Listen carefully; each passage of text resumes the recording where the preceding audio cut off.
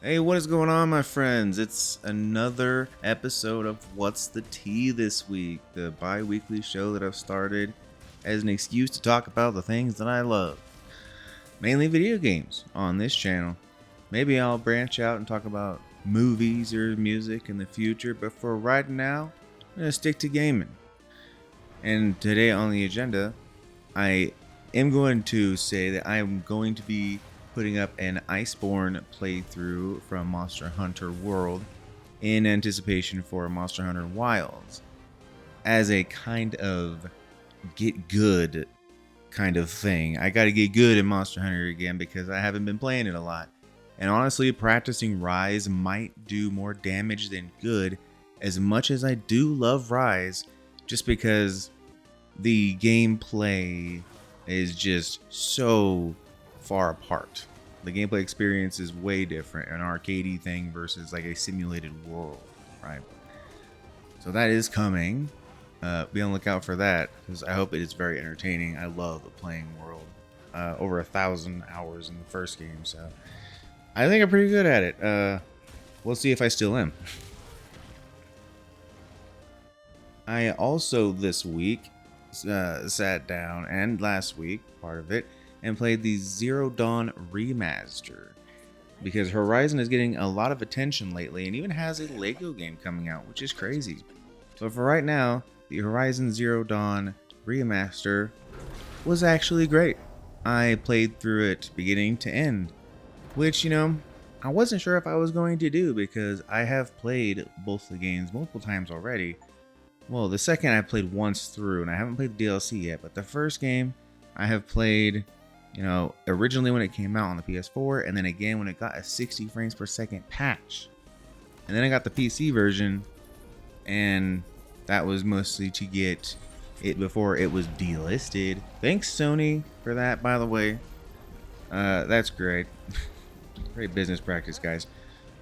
But that gave me access just a $10 upgrade to the Zero Dawn Remaster so that I could try it on PC. This is where I wanted to try it. And it is gorgeous. I love it. The combat feels wonderful. It is now visually on par with Forbidden West. And a lot of the funny looking stiff NPCs that kind of were the standout for being like, oh, that doesn't quite look as good as the rest of the game, are very much fixed, and they look so much better. So yeah, I get why people hate on it for being the most unnecessary remake, or remaster, I should say. But personally, it is still very good. It's a good remaster. It looks phenomenal. And if you like Horizon, it is a must play, especially just at $10 if you already have the game. And if you don't, just pick it up when it's on sale. It ain't going nowhere, but it is good, and I love Horizon, so check it out. Next on new releases was another remaster, but this one had me laughing at its announcement, and that's Ghost Simulator Remaster. These guys love to poke fun at everything, and I love it. I will play these games strictly out of seeing what they are gonna do, what they're gonna poke at, in the same way you watch South Park to see who they're gonna make fun of, right? And Ghost Sim Remaster is quite good. It is exactly what all remasters are touted to be. It looks really nice. It runs way better. And it has a lot of quality of life changes that I really appreciate. Lots of menu jumping has been really eliminated, where you had to really leave the game to change some settings or, change outfits or extra things. Now you don't have to do that. Now you can just do it on the fly. And that is great. So if you haven't played this is the way to play it, I must say. And it's on Game Pass, so it's super accessible. So go out there and play it. You got no reason not to. Just get some good giggles and then hop off if you want to. But it includes all the DLC, and that's even a better reason because you got goat zombies and goat Jedi and goat carnival thing. Like, this game is crazy. Now, next, I want to say I am currently playing Metal Slug Tactics. Now, if you're not familiar with Metal Slug, go out there and find it and play it. If you're an Amazon Prime member, it might still be up. They were giving away Metal Slug 1, 2, 3, 4, and X. They are side-scroller arcade games, and they're, old childhood arcade favorites for the other actual cool millennials out there, not y'all crazy ones. But Metal Slug Tactics basically really remixes this gameplay formula to be kind of Final Fantasy Tactics, basically. And because there's no looking away from the comparisons, it is like almost step for step in some ways, not in others. There are plenty of differences here. It's kind of imbalanced between Disgaea and that, and with some extra, environmental stuff tapped in there, which I really appreciated. The environment in this game really matters more than just about any other like tactics game, because your elevation affects things. You can mess with your environment to drop things on people, to blow them up off of ledges, to destroy their cover. It's very good, and even like team up with your teammates and do sync shots. Just very Disgaea-like on that one. But I'm enjoying it so far. I'm not very far through it, but I have high hopes that this is going to be pretty darn good all the way through. So I'd say check this out. It is also on Game Pass. I want to shout those out this week. But the meat of this episode, and I know we're already a good way through, might be a long one, folks, so settle in. Backlog games that I've been working through over, part of this year, and what I thought about them and why I didn't actually play them at first, if I can remember. First, let's talk about how I am super new to the PC scene. And I won't say super new because I've been more into it for, let's say, about 6 years. I was dabbling in it before that, but never really fully committed. I had a little laptop and I played some things here and there with a buddy, mostly The Forest. But here recently, I've got a much better rig with a 4070 and an i9, 32 gigs of RAM, and it is wonderful. And now I am going back and playing a lot of things that I never got the chance to, and it's been awesome. So, first, on the PC side, Assassin's Creed Rogue. This game was fun as hell. Now, I will say, I did try playing this on PlayStation first. I was playing it backwards compatible on the PS5, on the PS4 version, the definitive version, which wasn't very definitive as it was capped at 30 frames per second, even in backwards compatibility, and it was a steady and playable 30 frames, but it did kind of impact the experience, and I know the ones before that were also 30 frames per second, and I'm not usually a stickler, but in this case, it really made it feel laggy in controls, and so it kind of got harder to play for me. And so I went ahead and waited for a sale and got Assassin's Creed Rogue on PC, where this was a totally different experience, both positively and negatively, because it takes a little bit of getting going. It takes some modifications and some settings tweakings to get this thing not stuttering like Michael J. Fox trying to play this game, I swear. And I played it because I heard a lot of people say it's basically Black Flag 1.5. And I'm going to tell everyone a huge shocker right now, but I've never played Black Flag.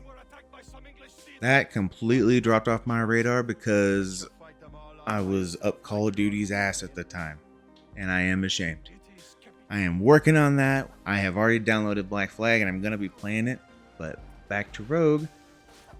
Rogue is just enjoyable, although it has some really big plot issues, I will say. The assassins in this game are idiots, right? They just simply kind of switched the skins of the enemies and then kind of gave them some excuses here and there to kind of switch it up. But I don't feel like they fully committed to being a rogue. It did make the experience feel different enough that playing through it was a blast, and the balance of naval with on-foot combat really kept it fresh, and there was a bit more variety with the different gadgets that you had throughout the game. Overall, I think this is a solid like 7 out of 10 game, but if you like Assassin's Creed or like me have a great nostalgia for old Assassin's Creed style games, then this should be really high on your backlog priority list, dude.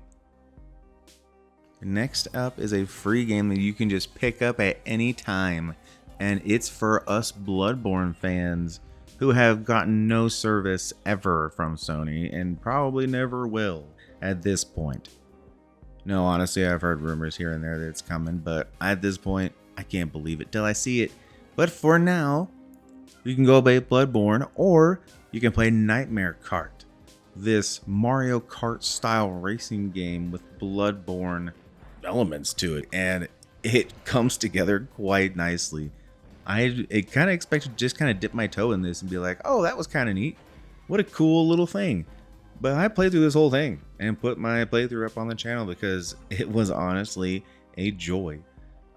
This game deserves at least a look, and to the makers of this game, LW Media, thank you for your work, folks.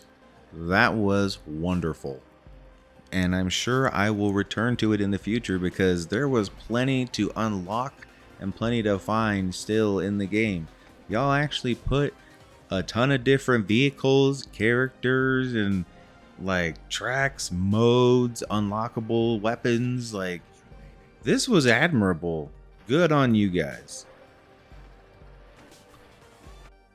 Now, if you guys have been watching my content at all before this, you already know that I enjoy myself some Warhammer 40k, Space Marine, and Space Marine 2, as I put videos up with both of those. But this here is Warhammer 40k Bolt Gun. This is the Doom-inspired game in this wonderful world that I have just been introduced to in the last few years properly, and that it's probably gonna, take over my life like it does other Warhammer fans. But for right now, I'm obsessed with this game. It's so good. Like, the sense of momentum and weight and impact when you shoot your enemies and are just ripping and tearing through things, literally like a Doom game, it just goes off. And this thing is just an admirable ass game because I was mainly playing it just to see what was the interim story between Space Marine 1 and 2, because that's where I heard it had taken place, and I was like, oh, okay, maybe this is worth looking into. I almost wrote it off, and my lord, I am not gonna write things off, because if I would have skipped this, it would have been an absolute travesty. Play this game if you love you some Warhammer. Play this game if you love you some Doom. Hell, play this game if you just like first-person shooters at all, but play it sometime.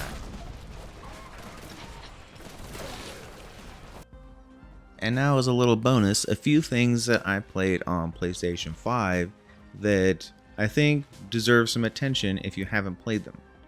And they are both smaller indie titles, so hopefully no one has played them and gives them a little bit more of a spotlight.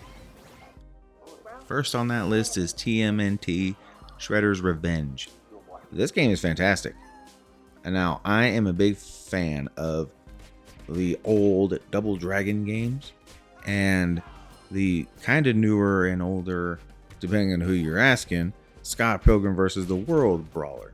Now, TMNT Shredder's Revenge is in that same brawler vein and it just has so much joy attached to it. This is hack and slash and chaos turned up to the max. This game is 6-player multiplayer, I think, and oh lord, does it get busy. You can almost not even tell what's going on when you jump into a full party. But, getting a full party was kind of hard to do. And so I wonder how many people are actually still playing this. And so I would like to see a lot more people playing it. It's very, very fun. And if you're a fan of Ninja Turtles, this is such a good time. You can level up your characters. You can change their colors between some of their old outfits and costumes and some of their new ones. And some of the extra characters that they added were kind of unexpected, and you can even find some other Easter egg characters in the stages as you go through. And I believe this one is still on PlayStation Plus Extra, which is where I played it, as the extra tier is, like, I think a requirement to get the most out of your PlayStation, to be honest. And if you have extra, get it on there. If you don't have extra, consider it.